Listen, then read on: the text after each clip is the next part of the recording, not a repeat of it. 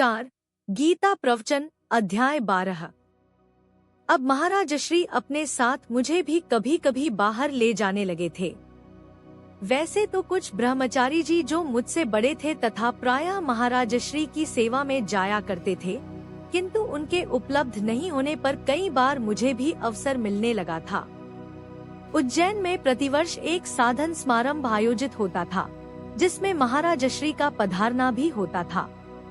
अब की बार महाराज श्री की सेवा में मैं था। 3 दिन के आयोजन में महाराज श्री का प्रवचन प्रातःकाल 5 बजे होता था। सायंकालीन सत्र में महाराज श्री कभी कभार ही बोलते थे। आपका प्रतिपाद्य विषय गीता का 12वां अध्याय था। सारांश इस प्रकार है। 1. वैसे तो सभी भजन करने वाले अपने आप को भक्त मानते समझते हैं, किंतु भक्त में तथा भगवान के प्रिय भक्त में बड़ा अंतर है। भक्त भगवान का हाथ पकड़कर चलता है, कभी हाथ छूट भी सकता है। प्रिय भक्त का हाथ प्रभु थामे होते हैं। भक्त अपने पुरुषार्थ से भक्ति रूपी दीवार पर चढ़ने का प्रयत्न करता है। प्रिय भक्त को भगवान ऊपर से हाथ लंबे करके खींच लेते हैं। भक्त में भक्ति का अभिमान होता है, प्रिय भक्त में समर्पण भाव।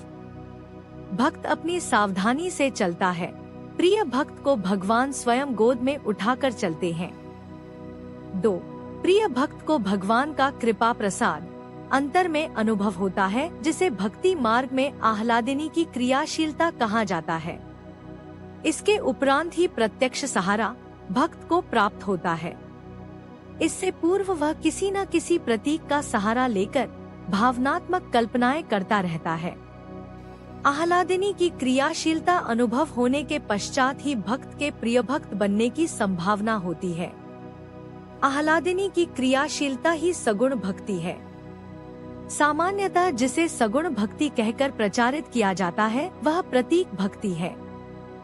3. भगवान जगत में सर्वव्यापक हैं। कहीं निर्गुण है तो कहीं सगुण। भक्तों के चित्त में उनके संस्कारों के आधार पर क्रियाशील होने से उनका स्वरूप सगुण होता है, क्योंकि उनकी शक्ति का यह प्राकट्य गुणों के अंतर्गत होता है। इसलिए आह्लादिनी शक्ति की जागृति एवं क्रियाशीलता के पश्चात ही सगुण भक्ति होती है। 4. अभ्यास को समझे बिना जो साधक इसमें प्रवृत्त होते हैं, वह समय को व्यर्थ खोते हैं। कर्मफल के त्याग सहित ध्यान होता है, ध्यान सहित ज्ञान तथा ज्ञान सहित अभ्यास होता है। अर्थात अभ्यास में कर्मफल का त्याग, ध्यान तथा ज्ञान सभी का समावेश है। जो कर्मफल का त्याग नहीं करता किंतु अभ्यास करता है, उसका अभ्यास कैसे फलीभूत हो सकता है? अथवा ध्यान या ज्ञान के बिना अभ्यास करे तो भी वृथा श्रम ही है। 5. भगवान कृष्ण कथित भक्ति मन, बुद्धि तथा हृदय सभी का विकास करती है तथा जगत के कुप्रभावों से अछूता रखती है। इंद्रियों तथा मन को संयत करती है। इसमें कर्मयोग तथा ज्ञान का समावेश है। यह जगत में प्रसन्न रहना सिखाती है। यह भक्ति कर्म से आरंभ होकर कर्म के प्रभाव को समाप्त करती है। चित्त की समस्थिति उदय करती है। 6. मनुष्य को यदि कोई अधिकार, संपत्ति अथवा यश प्राप्त हो जाए तो उसे अभिमान हो जाता है। अभिमान सभी विकारों की जड़ है। जहाँ अभिमान होता है वहाँ काम, क्रोध, लोभ, द्वेष, ईर्ष्या एवं प्रतिशोध भाव सभी एक एक कर चले आते हैं। जीव इस बात को समझ नहीं पाता तथा चित्त में विकारयुक्त संस्कार संचित किए जाता है, किंतु भक्त इस बात से अवगत होता है। इसलिए यदि उसे कुछ अधिकारादि प्राप्त हो भी जाए तो वह अभिमान नहीं करता। यह उसके मन की स्वाभाविक अवस्था होती है। अतः वह मान अपमान, हानि लाभ, यशप्यश आदि में सदैव संतुलित रहता है। 7. यह बात अत्यंत महत्वपूर्ण है कि साधक या भक्त का चित्त ऐसा हो कि जगत के उचित अनुचित व्यवहार से कभी उद्वेलित न हो। अनुकूलता में भी भक्त की परीक्षा होती है तथा प्रतिकूलता में भी। न उसमें अभिमान ही उदय हो, न उसका मन कभी विचलित हो। इसके साथ साथ उसका अपना व्यवहार इतना सौहार्दपूर्ण, सौम्य तथा मधुर हो कि किसी को उद्विग्न होने का अवसर ही प्राप्त न हो। यह साधन का आवश्यक अंग है, किंतु खेद इस बात का है कि प्रायः साधक भक्त इधर से लापरवाह बने रहते हैं। परिणाम स्वरूप उनका अपना मन भी चंचल रहता है, दूसरों को भी दुखी करते हैं। 8. गीता के भक्ति योग नामक 12वें अध्याय में भक्त की चित्त स्थिति का वर्णन है, जो जगत में उदित होने वाली घटनाओं तथा उसके निज के प्रति किए गए व्यवहार से अप्रभावित बना रहता है। इस बात को भक्त के लक्षण कहकर विस्तार से समझाया गया है, अर्थात यह भक्त के मन की अवस्था विशेष है, उसी को भक्ति कहा गया है।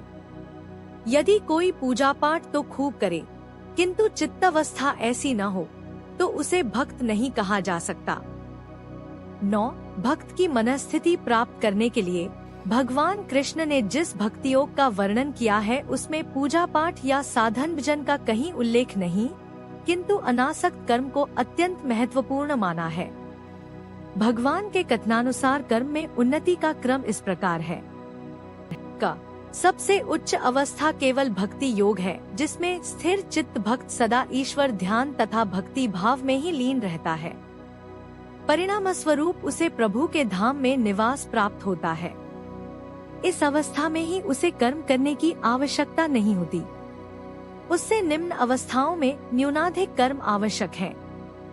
ध्यान रहे कि जब भगवान कर्म कहते हैं, तो उनका आशय निष्काम कर्म अथवा सेवाभाव या कर्तव्य भावयुक्त कर्म होता है। ख. उपरोक्त अवस्था में चित्त स्थिर रख पाना किसी विरले भाग्यशाली के लिए ही संभव होता है, अन्यथा मन तो अस्थिर है ही। जो इस प्रकार रह पाने में असमर्थ हो, उसे कर्मयोग अर्थात कर्मफल त्याग, विचार चिंतन, अध्ययन द्वारा संपादित ज्ञान, जिसमें ध्यान का आधार भी आवश्यक है तथा जिसे अभ्यास कहा गया है, करना कर्तव्य है।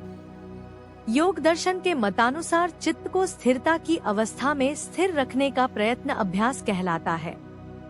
स्थिरता का यह प्रयत्न साधन समय तथा व्यवहार समय दोनों में बना रहना चाहिए, तभी वासना तथा संस्कार क्षीण हो पाते हैं तथा चित्त स्थिरता की अवस्था प्राप्त करता है। ग. देखने में तो यह उपाय सरल दिखाई देता है, किंतु करने में यह भी अत्यंत कठिन है। इसलिए भगवान एक स्तर और नीचे उतरकर एक अन्य भाव का दिग्दर्शन करते हैं।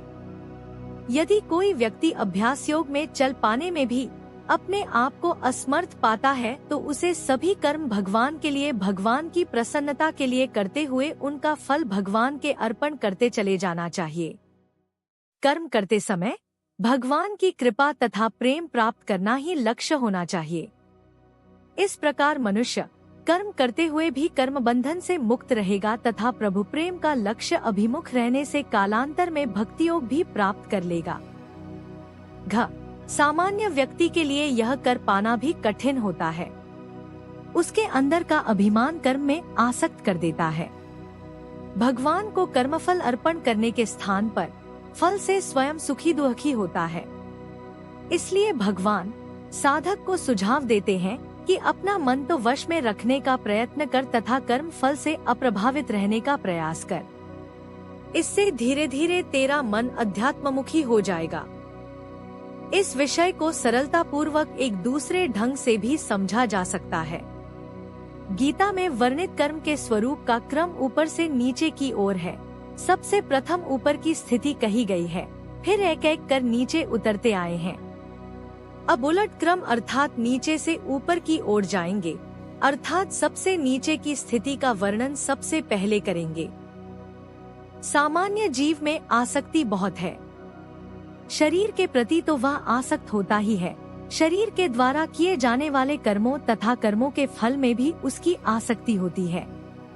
अपने अंदर कार्यशील शक्ति में भी अपनत्व की भावना रखकर कर्तापन का मिथ्या अभिमान भी उदय कर लेता है। जीव के अंदर का अहम अभिमान का रूप धारण कर जगत में फैल जाता है तथा आसक्ति का उदय करता जाता है। जीव को साधन का प्रारंभ इसी अवस्था से करना होता है। उसके उत्तरोत्तर स्तर इस प्रकार हैं। आए, जीव की शक्ति, कर्म, कर्मों के फल सब उसके हैं। कर्ता भी वह स्वयं है, किंतु कर्मफल प्राप्त होने पर उसे भगवान के अर्पण कर देता है। भगवान को शुभ कर्म ही समर्पित करने चाहिए। ऐसी बुद्धि उदय हो जाने पर अशुभ कर्म फल भोग के लिए उसी के पास रह जाते हैं। अतः धीरे धीरे उसके अशुभ कर्म होना बंद होता जाता है। 2.